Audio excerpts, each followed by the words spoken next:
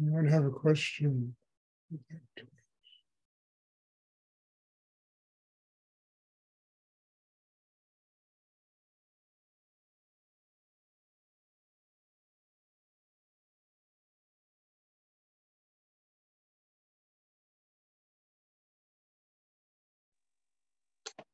Stuart, it's Soren. Yes. Could you speak about addiction in terms of karma and a spiritual life?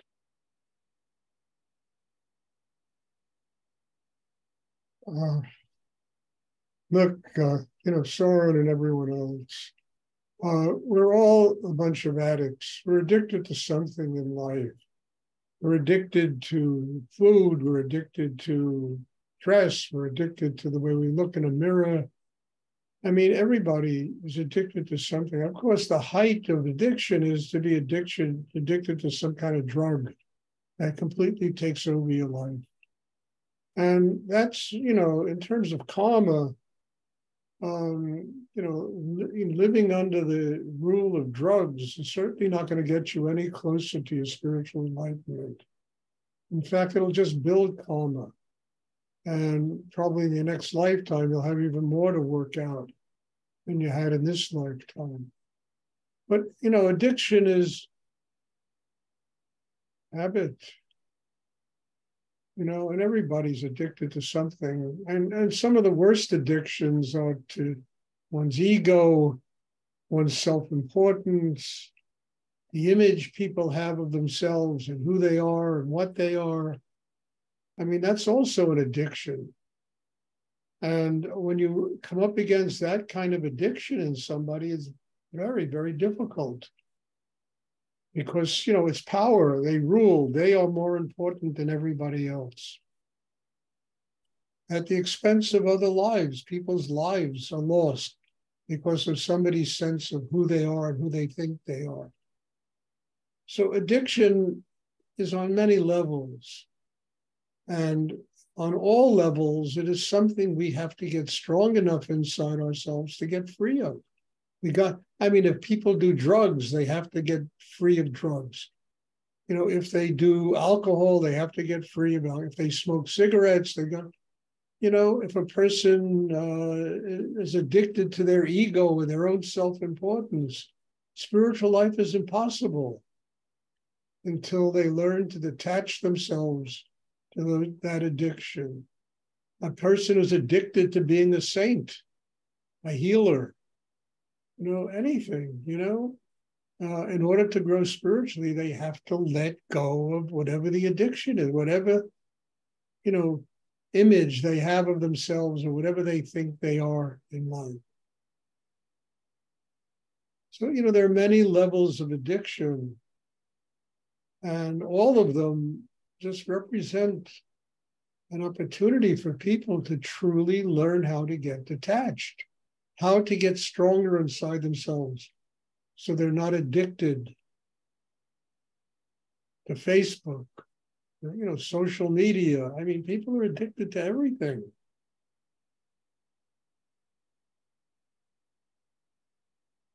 And the terrible thing about that is that time passes, people get older, and those addictions leave scars, if people don't learn how to truly get free of them.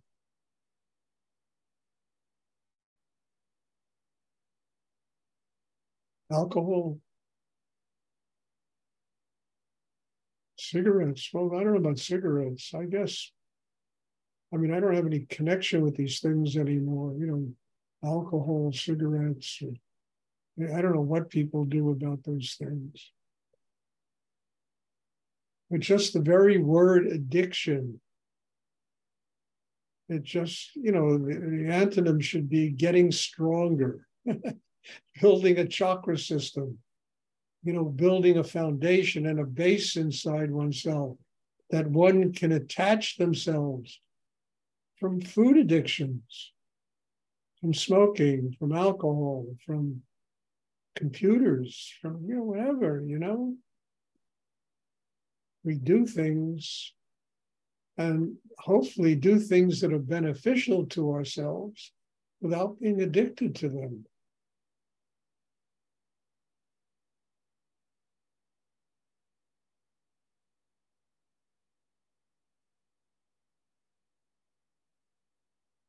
Thank you. You're welcome. I mean, it's a very difficult subject because, as I say, there isn't a person alive who isn't addicted to something. I mean, I'm addicted to art, I mean, I really mean it, to have it in my house, to live with it, to buy it, and, sometimes sell it. And, it's like an addiction, but it doesn't have me. It never interferes with my spiritual practice. I can step away from it in 2 seconds. Just enjoy having, nice things to live with.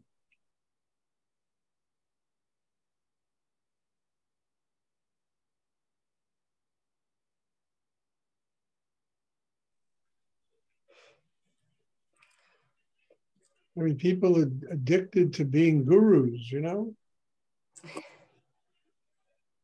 I mean, that's really an addiction that, it really is an image of self-importance, who they are. And to get over it, there has to be humility, there has to be surrender. I mean, I used to have that kind of, all this self-importance of being a teacher of this work.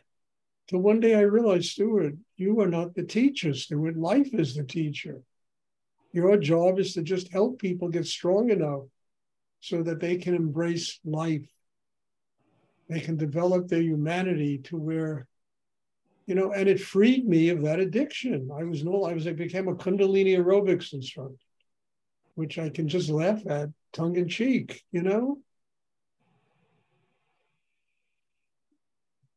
I mean, self-importance is a very serious addiction. And when people manufacture images of who and what they are, people are addicted to the lack of success. They're addicted to success, and they're addicted to the lack of success. They're addicted to having a lot of money, and they're addicted to being poor.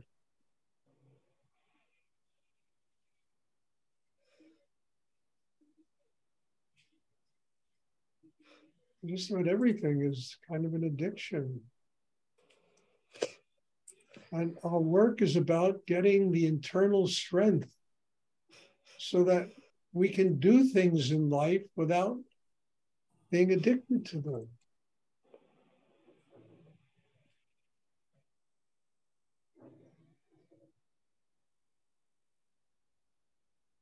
Does anyone else have a question? Hi. Hi, Aileen. I want to know about the people that use weed or marijuana for a spiritual life. Does that work? What? You have to repeat that. The use of weed or marijuana, weed, for a spiritual life. Yeah. Does that work? You should read. I put one on one of my Tantra posts on my website. There's a whole article about drugs. I mean, look, it's another addiction. And and I don't talk about this from not having the experience of done it. And look, there's one thing to turn yourself on. And example I use in my article is, look, when I was a kid, I was 20 years old, 21 years old. I used to smoke marijuana, I used to take LSD, and I would do these things. And I thought it was something incredible. I would take a toke of a joint and I'd be sitting in the heart of the Buddha. And I thought, my God, it introduced me to the potential of having a spiritual life. And then when I came down from that high, I could barely function. I could barely, they talk about getting wasted. I was wasted. I had no energy. I had nothing. And the more marijuana I smoke, and every time I would do marijuana, I would be sitting in the heart of the Buddha. And the more that I smoked, the less energy I had. It was eating my mind, my body, my cells, everything was eating alive. So it's one thing to be able to experience something, to be titillated by the heart of the Buddha. It's another thing to be able to build a system inside yourself that is strong enough to live in the heart of the Buddha every day of your life. And that's what the meditation is about, building an inner life. And I knew when I was doing these drugs, I said, Stuart, this is going to kill you. I knew this. You have to find somebody who can teach you how to get to the heart of the Buddha without taking drugs.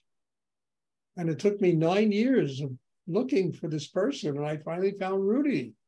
And he was the first one of all the gurus and swamis and, all these people I used to go to who showed me a way to do it, how to build the inner strength through the use of mind and breath and will and the development of a chakra system so that one becomes a child of God as a living experience. Not only when you smoke dope or you do, what is that other stuff? Ayahuasca, all these things that people do and they get turned on. I mean, look, I was told that ayahuasca, I think that's what it's called, ayahuasca. Yeah, I was told that it comes from a thing called DMT. And if that's true, and I'm not sure it's true, it is one of the most dangerous drugs. It's a very dangerous thing. Because I'm not saying, when I was younger, I did it. I had a friend of mine who, he and I, maybe 2 or 3 times did these DMT trips. I mean, I would take, the room it literally became a magic carpet. There were no more walls, there were just atoms. Well, 6 months later, after I did this, it was a very good friend of mine, French kid, and he died. He burned to death in one of these sessions that he did with DMT. And I was told that ayahuasca is a product of DMT. And I just don't understand this. If a person can learn to do this without destroying themselves, they can learn how to live in the heart of the Buddha, to live in the heart of Christ or whatever the, beliefs they have, by building a strong inner life and developing an inner life that is really strong inside, that enables them to live that way all the time. Not when they're doing drugs and drugs are eating away their brain and their cells and their, body and their physical being and, destroying them. As they used to say when I was a kid, wasting them. You got wasted. I'm wasted, So I'm not a big fan of drugs. I don't think, and I'm not talking about having read about this somewhere in a book. I'm talking about having been through this in my own life. Having seen, I taught meditation in prisons, and having seen what it has done to people, drugs. And people that do it, look, I'll be very honest with you. I'm 100% against arresting people for doing marijuana, 100%. And I'm 100% against it because I have met so many people incarcerated because of drugs. They made a mistake, and drugs is not a crime, it's just a habit. People do it, but I'm also 100% against drugs. 100% against both of them, putting people in prison for it and also people using it. But then again, it's not my problem. People want to do it. There's nothing I can do about it. It's their choice. It was my choice when I was younger. Thank God I was smart enough to realize that this path was going to kill me. And when I met Rudy, the first thing he told me, no more drugs. And I took a sigh of relief. I took a sigh of relief. I knew he had just saved my life.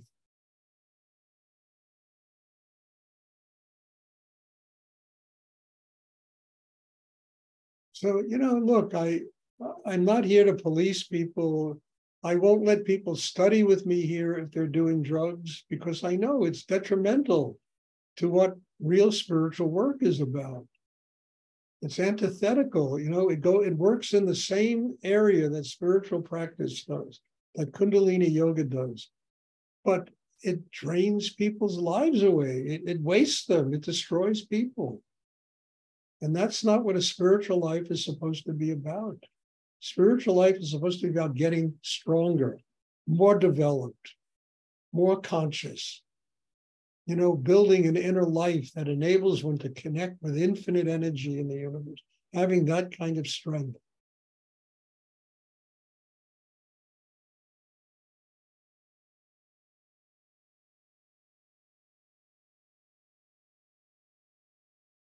I hope this is clear. And also, I said, I wrote an article about it that's on my website. I don't know which number it is. It's one of them, And you could go there and find it. And it's interesting. But the thing is, why drugs if you can learn how to breathe and do it? Why drugs? Why destroy yourself if your very breath, can teach you how to build a connection with spirit and open the cosmos for you, pathway to God.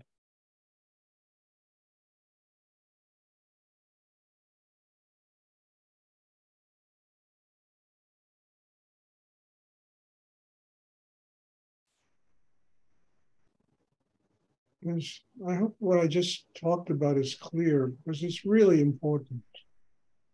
It's really important. Does anyone else have a question you would like to ask?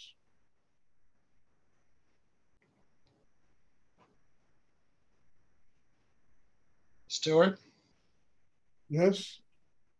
Can you talk about how forgiving yourself and forgiving others is a key to keeping your heart open?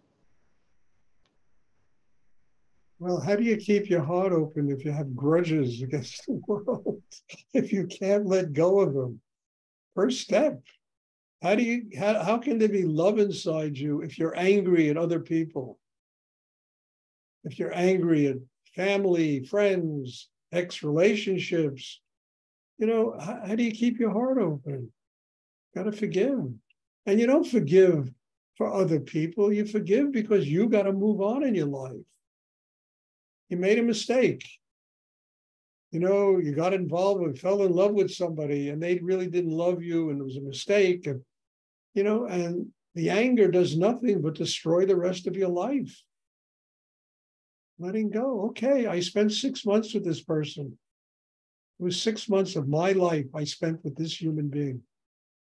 I can't be angry at them.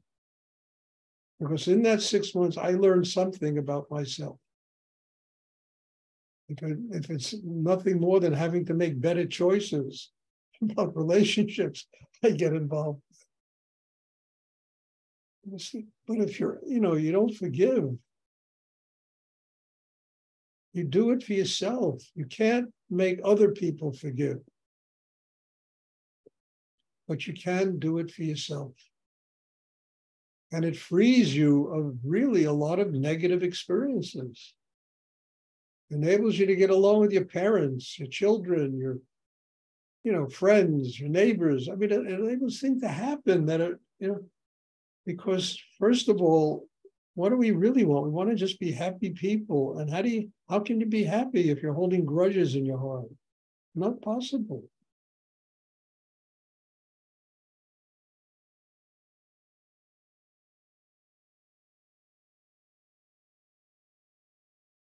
Not possible. So the heart, through lack of forgiveness, gets tighter and tighter, more pain, more unhappiness, more anger repressed inside us. that we can't let go of. And that begins to dictate how we live our life. It's more fear. We don't trust anybody. We don't trust life. And the way past all this is simple forgiveness, getting strong enough to say, okay, I made a mistake. I will forgive myself, and I will forgive that other person for hurting me.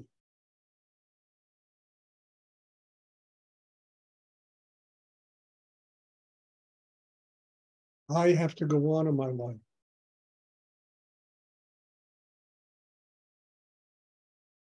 So, it's a simple answer to a very complicated question.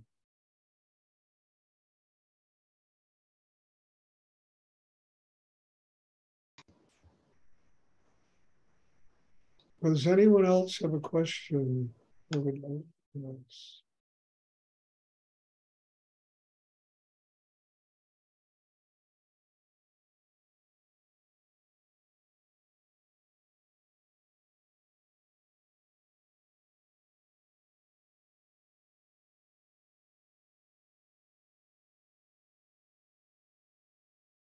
I mean, I think, well, I say it all the time, I'll say it again. Probably one of the greatest things written in the Bible, I mean, amongst all of the stuff or the profundity of those books, forgive them, they know not what they do. I think that's one of the most extraordinary things ever written. Nailed to a cross. Forgive them, they know not what they do. Forgive everyone who's ever hurt you. Forgive your parents. They know not what they do. Conscious people don't hurt other people. Conscious people, compassion, kindness, love. So the job is not to be angry at people. The job is to forgive them. They know not what they do. It's true, they don't. I mean, if people would learn this, the stupid war in the Ukraine, it's just, you read something about it, it's just idiotic. Many people get killed for the lack of forgiveness. Revenge, power,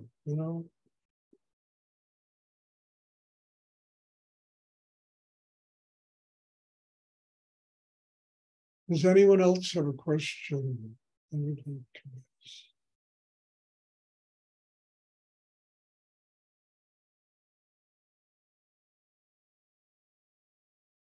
Okay, if there are no more questions, then there'll be meditation tomorrow evening.